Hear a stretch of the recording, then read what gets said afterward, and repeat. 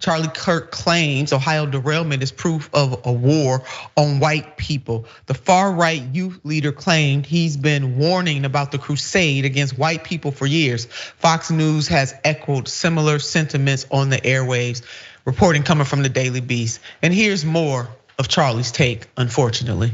Not a single member of the Biden regime would dare to go to this portion of Ohio and breathe in the air because they know it's dangerous. They know that it is actively poisoning the citizens of Eastern Ohio. So why is it that they kind of shrug their shoulders and they say, yeah, okay, whatever. It's very simple. It's because the war on white people continues.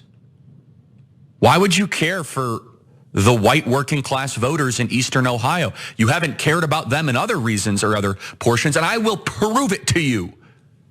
If this train derailment happened in downtown Atlanta, in the densely populated black neighborhoods, this would be the #1 news story. It would be Flint water crisis 2.0. There would be clamoring and activism and talks for reparations.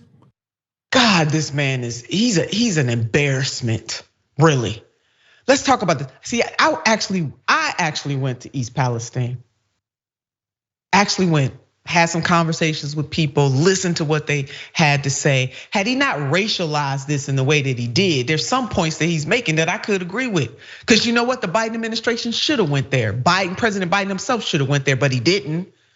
His transportation secretary took forever and 10,000 days to get there himself, making excuse upon excuse. So there's a class issue here. So whether it's the black majority in Flint, Michigan, or the white majority in East Palestine, this is about poverty. This is about working class people and poor people not getting the support that they deserve. And if Charlie Kirk had any integrity in his fingernail, he would have talked about the story in that regard.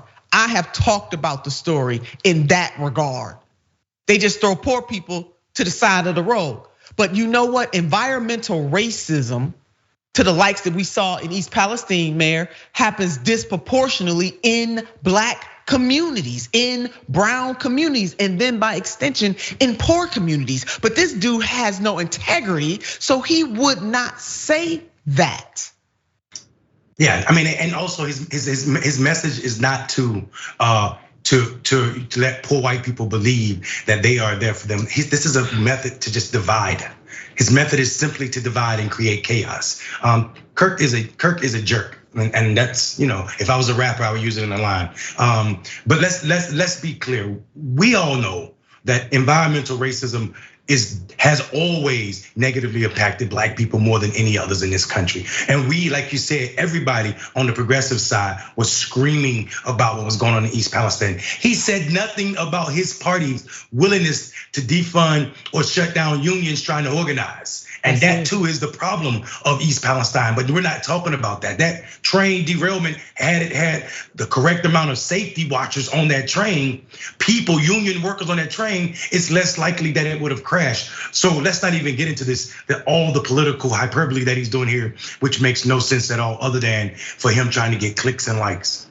That's right, and he didn't have this fire and venom for President Trump, who his administration lessened the rules.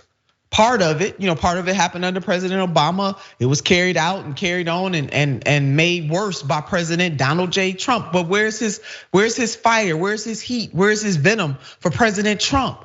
Where's his heat and his venom against Senator Vance from Ohio, who introduced a bill to try to strengthen the law when it comes to the types of trains that derailed in East Palestine, Ohio, and then under the cloak of darkness, slow rolled it so that he could answer to the owner donors, the lobbyists that did not want to have to change the rules of the game in real time. And guess what? They donate lots of money. The technical term is googobs of money to Senator Vance, who is a white Republican. Now, it wouldn't matter to me if he was a black Republican or a black white Democrat, but since he want to put a finer point on race, where's his smoke at? Where's his smoke for people like that in real time? The man is a phony.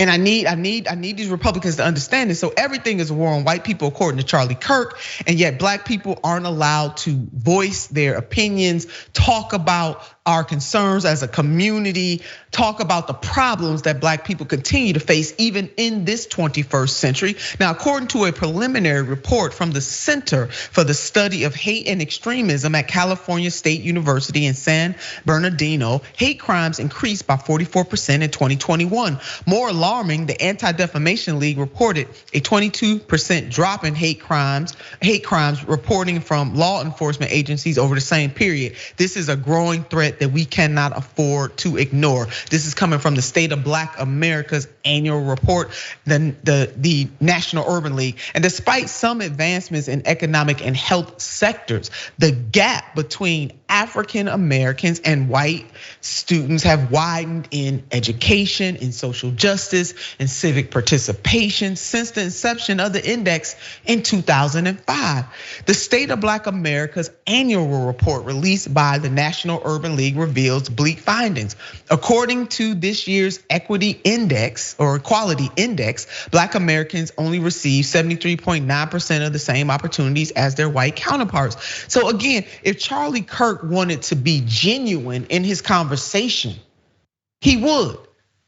But America, he doesn't want to be genuine. All he wants to do is stoke hate.